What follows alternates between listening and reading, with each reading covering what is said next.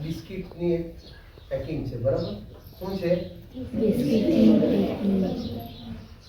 ચિત્ર છે અહીંયા આપેલું કેરીનું, બરાબર?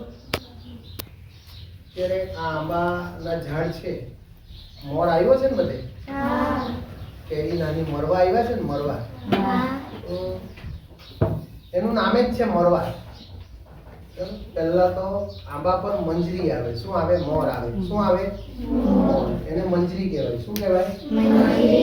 એટલે એ આંબો જ્યારે મોર આવે ને ત્યારે ખૂબ સુંદર દેખાય. કોના જેવો? મોર જેવો. કોના જેવો?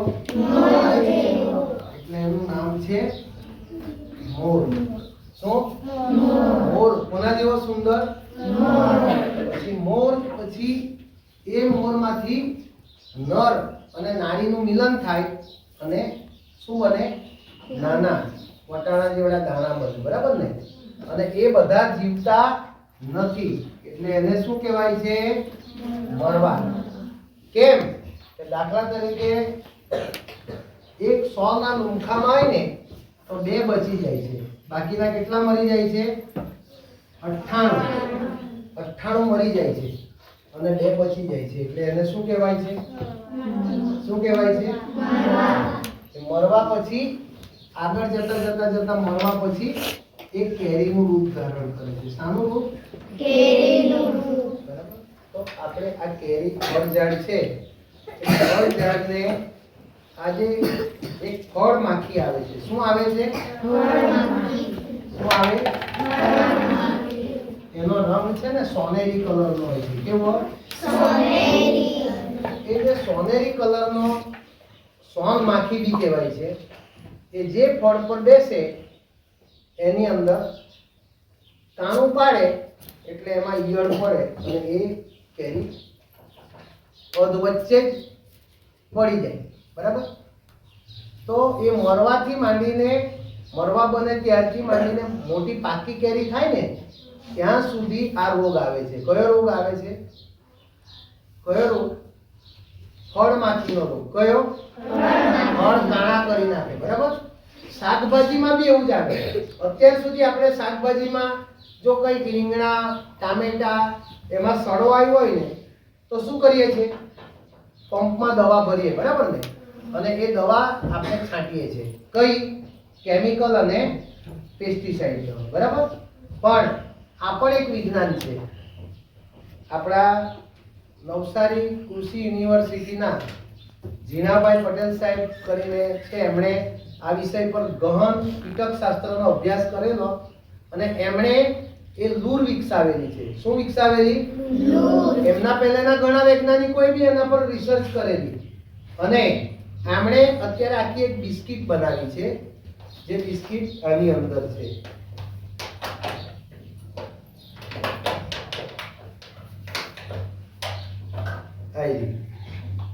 આ જોઈ? આ બિસ્કિટ જોઈ? ગંધ આવે છે શૈલેન્દ્રભાઈ. નોર્મલ એની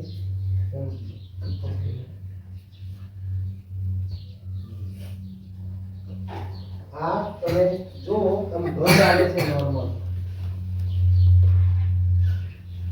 આપણને ઓછી લાગે પણ માખી આ અત્યારે આ ખોલીને મૂકીશું ને આજુબાજુ 2 કાણા છે. શું છે? આ કાણા, બરાબર? માખી 15 મીટર દૂર હશે ને ત્યાંથી આમાં ખેંચાઈ આવશે. બોલો, કોઈ માખીને પંપ કરીને દવા મારવાની જરૂર નથી. ગમે ત્યાં હશે ત્યાંથી આવશે, આ કાણા દ્વારા અંદર જશે અને અંદર જઈને એ આને સુગંધ લેશે એટલે મરી જશે. કેમ? આ ફેરોમેન ટ્રેપ છે, સુગંધ છે. એવું કહેવાય છે કીટકશાસ્ત્રમાં કે ફળ માખીની જે નાડી છે, તમે જ્યારે 6 થી 8 ની બહેનો છે એ ઋતુસ્ત્રાવના જે ગુણ છે ને એની સાથે આનું આ શાસ્ત્ર જોડાયેલું છે કે એ માખી છે, એ માખીની ગંધ આમાં છોડેલી છે નાડીની, અને એ નાડી માખી છે એ નર જે માખીઓ છે ને એ આજુબાજુથી દોડતા આવે, આ જગ્યા પર આવશે એટલે આપણા પાકની અંદર નુકસાન આવશે નહીં. ફેરોમેન ટ્રેપ કહેવાય છે. શું કહેવામાં આવે છે? બરાબર.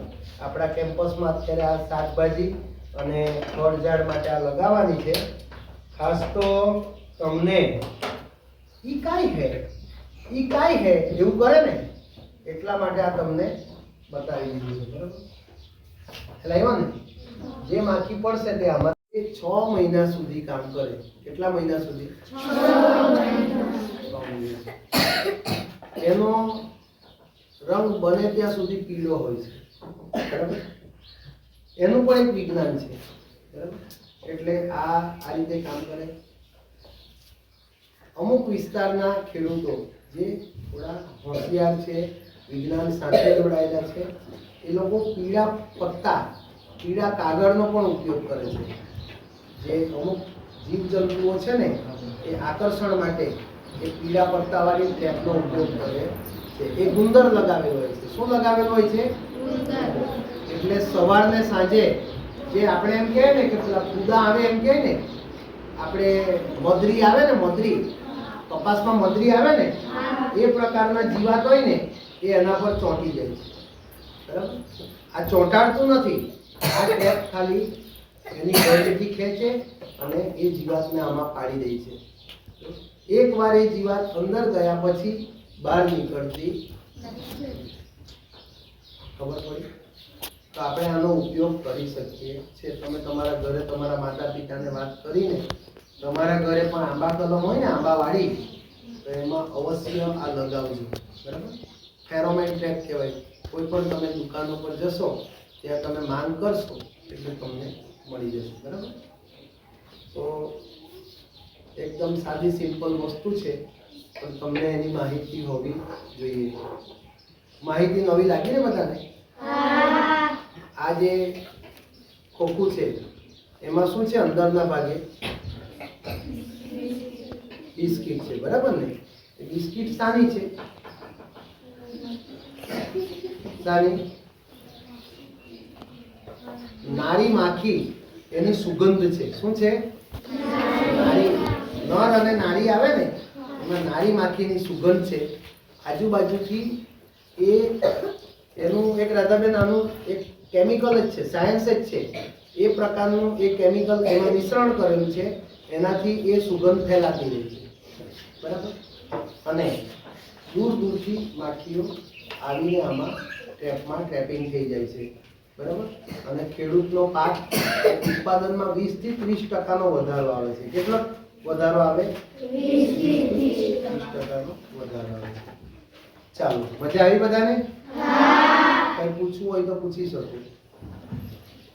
પછી આ શાકભાજી છે ને એ બધા પર આ એની એ નર માખીઓ આવતી હશે ને, નર અને નારી.